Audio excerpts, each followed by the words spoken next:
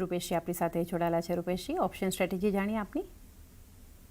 Definitely options માટે આજે હું રેકમેન્ડ કરું છું એસબીઆઈમાં એક બુલ કોલ સ્પ્રેડ. ટેકનિકલી સ્પીકિંગ અગર જોઈએ તો એસબીઆઈના કાઉન્ટરમાં પોસ્ટ રિઝલ્ટ એક હેલ્ધી કરેક્શન જોવામાં આવી રહ્યું છે.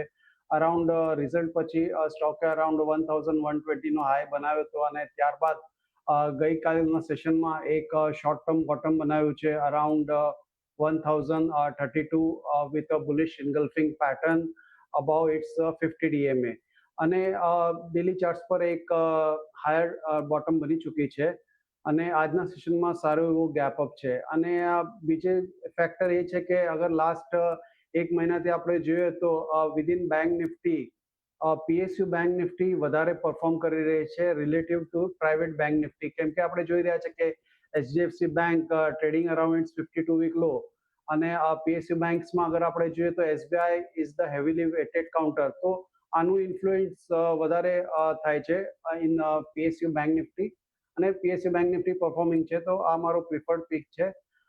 હવે આ એસબીઆઈનો બુલ કેલ સ્પ્રેડમાં આપણે કરવાનું એ રહેશે કે એક 1080નો સ્ટ્રાઇક પ્રાઇસનો કોલ ઓપ્શન બાય કરવાનો રહેશે. અરાઉન્ડ 15નો રેટ ચાલી રહ્યો છે અને એની સામે 1120નું કોલ ઓપ્શન સેલ કરવાનો છે અરાઉન્ડ 5.25.